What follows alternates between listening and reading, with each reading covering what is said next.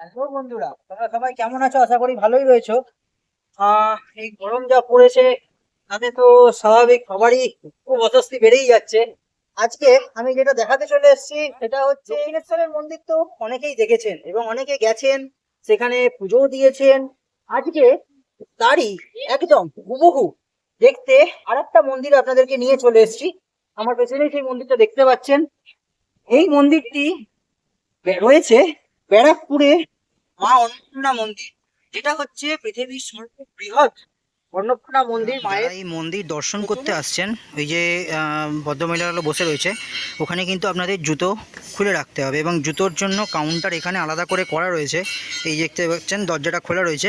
এখানে কিন্তু 5 টাকার বিনিময়ে আপনারা জুতো রাখতে পারবেন এবং রেখে মন্দিরের ভেতর দর্শন করতে পারবেন। এটা হচ্ছে মা অন্নপূর্ণা মন্দির, আর এটা হচ্ছে এন্ট্রান্স পথ। এখন আমরা ভেতরে প্রবেশ করছি বন্ধুরা, আস্তে আস্তে। আর পুরো মন্দিরটাকে আপনাদের ঘুরিয়ে দেখাচ্ছি, ততক্ষণ ভিডিওটা দেখতে থাকুন।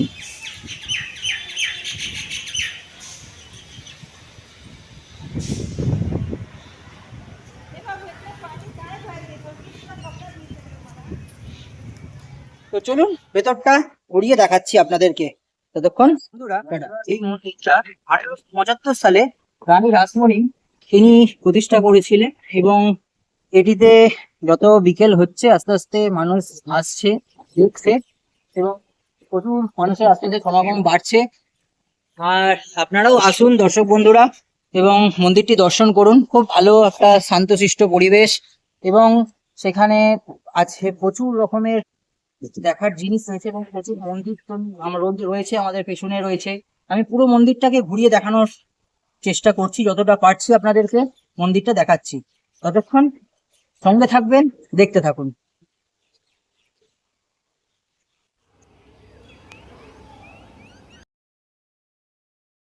লোকমাতা রানী রাসমণির জ্যেষ্ঠ কন্যা জগদম্বা দেবীর স্ট্যাচু এটি। কত সুন্দর স্ট্যাচুটি দেখুন। বললাম যে আজকে আমি চলে এসেছিলাম ব্যারাকপুরে অন্নপূর্ণা মন্দির। এই যে ঠিক আমার আঙুলের সোজাসুজি যে দেখতে পাচ্ছেন, এটি হচ্ছে মায়ের মন্দিরে ঢোকার প্রবেশ পথ। এবং এখান থেকে আপনারা ভেতরের দিকে প্রবেশ করে বিশাল বড় এরিয়া, এইখানে আসল মন্দির যে গর্ভগৃহ এর ভেতরে রয়েছে। এদিকে রয়েছে লোকমাতা রানী রাসমণি, আর তার ঠিক পেছন দিকেই আর একটা বড় হলঘরের মতো জায়গা রয়েছে, যেখানে আপনারা বসতে পারবেন এবং ঠাকুরের নাম করতে পারবেন। যে হলঘরটা আপনাদেরকে বাইরে থেকে দেখালাম, এখন সেটার ভেতরে প্রবেশ করেছি। কত সুন্দর দেখুন, কত বড় এবং কত পিলার দেওয়া রয়েছে।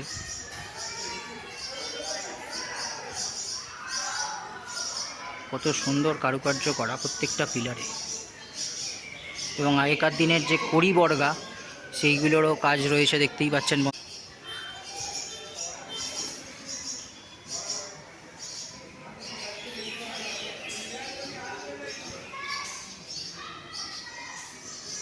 হলঘরটির ভেতর থেকে গর্ভগৃহের যে মন্দিরের যেখানে মা অন্নপূর্ণা দেবী বিরাজ করছেন, সেখানটার কিছুটা ফুটেজ নেওয়ার চেষ্টা করেছি। জানি না গ্রিলের ভেতর থেকে কতটা কি দেখতে পাচ্ছেন। আমি ওনাদের অফিসে গিয়ে কথা বলে এই গেটটি খুলিয়ে আমার এই ভিডিওর মধ্যে ভেতরের গর্ভগৃহটাকে পুরোটাই দেখানো রয়েছে, দেখুন। এই হলো সেই গর্ভগৃহ যেখানে বিরাজ করছেন মা অন্নপূর্ণা দেবী। তার সাথে রয়েছেন মহাদেব, যিনি মা অন্নপূর্ণা দেবীকে ভিক্ষা প্রদান করছেন।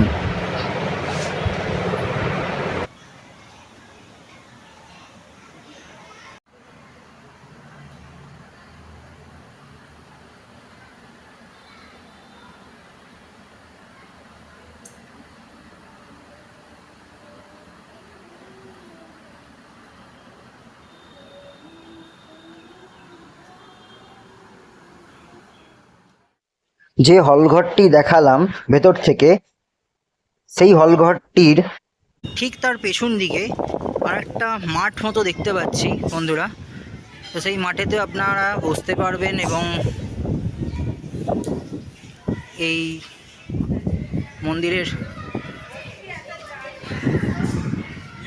শান্তিপূর্ণ যে আবহাওয়া সেটাকে অনুভব করতে পারবেন। আর এর সাথে সাথে রয়েছে আরও শিব মন্দির, দেখতেই পাচ্ছেন আশা করি, একটা দুটো তিনটে আর এদিকে তিনটে, টোটাল 6টা শিব মন্দির রয়েছে। এমনকি এখানে যারা পুজো আর্চা করেন তাদেরও থাকার ব্যবস্থা রয়েছে, আশা করি এখানে দেখতে পাচ্ছেন রুম নাম্বার দিয়ে। এইখানে অনেকেই বসে থাকে এবং বিকেলবেলাতে আসে ঘুরতে। যে মন্দিরগুলো আপনাদেরকে দূর থেকে দেখালাম তিনটে 6টা, তো এখন তারই সামনে রয়েছে। এখানে শিবলিঙ্গ রয়েছে, স্বয়ং মহাদেব, সাথে নন্দী মহারাজ। পরপর 6টা ঘরেতেই এখানে শিব অবস্থান করছেন।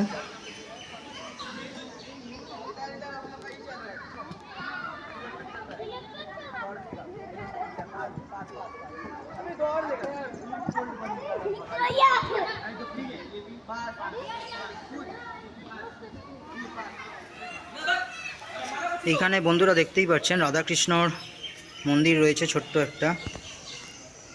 এটা এত সুন্দর একটা জায়গা যে এসে যারা বসবেন তাদের আর এখান থেকে যেতে মন চাইবে।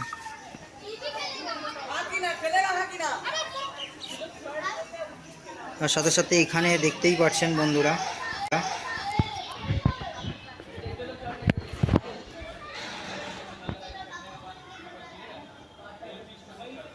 রাম, সীতা, লক্ষ্মণ।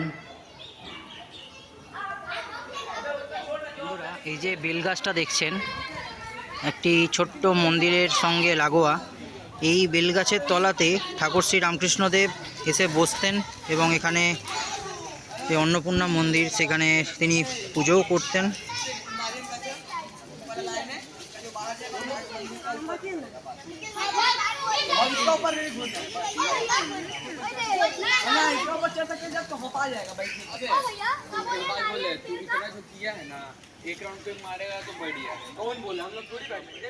পারলে নিচু করে এরকম ধরেও করতে পারো।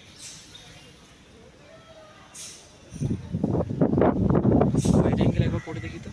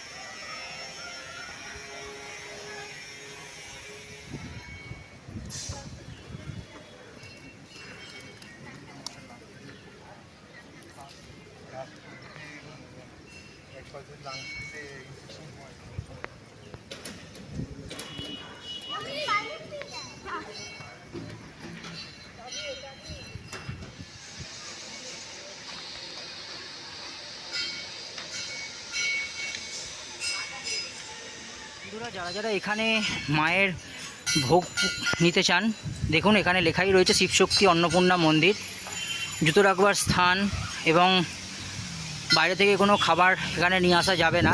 আর এখানে অন্নপূর্ণা মন্দিরের যে মহাপ্রসাদ, সেই মহাপ্রসাদের কি মূল্য সমস্ত কিছু আপনি আমাদের ভিডিওর মধ্যে পেয়ে যাবেন। আর কীরকম কি প্রাইস আছে, অন্নপূর্ণা ভেজ ভোগ 120, আরও বাকি যেগুলো রয়েছে সেগুলো দেখতেই পাচ্ছেন। এন্ট্রির পথটা তো দেখলেন বন্ধুরা, এটা হচ্ছে এক্সিট পথ, সেখান দিয়ে মন্দির দর্শন করার পর বাইরের দিকে যাওয়া যায়। এই সোজাসুজি। এখানে আই থিঙ্ক দূরে একটা ঘাটও রয়েছে।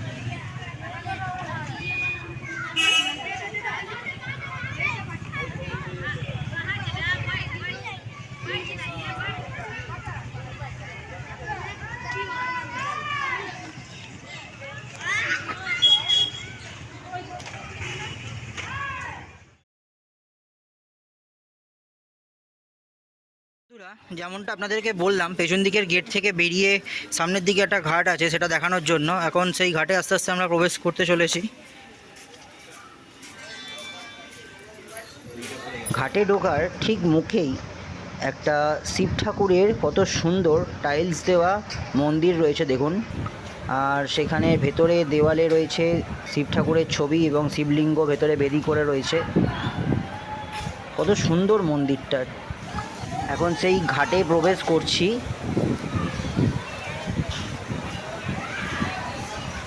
ঘাটের ভেতরে ঢুকে দেখতে পেলাম প্রচুর মানুষ সেখানে গঙ্গা স্নান করছেন এবং অনেকে সাইকেল নিয়ে এসে সেখানে স্ট্যান্ড করে রেখেছেন এবং দাঁড়িয়ে রয়েছেন। ঘাটে ঢুকে বাঁদিকে দেখলাম কত সুন্দর বসার জায়গা করা রয়েছে।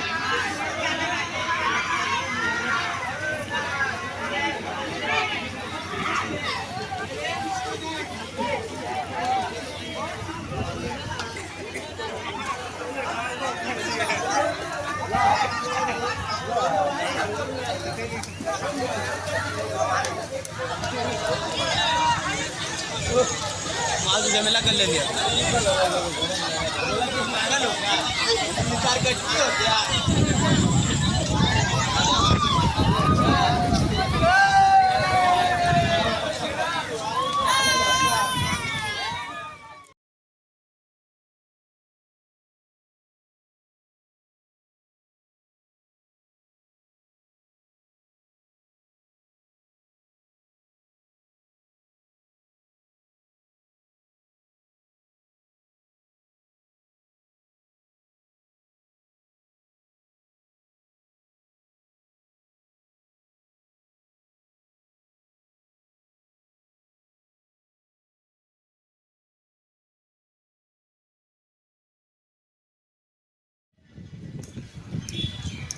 এটা হচ্ছে রানী রাসমণি ফেরিঘাট, যেখান থেকে লঞ্চে করে আপনারা গঙ্গা পারাপার করতে পারবেন।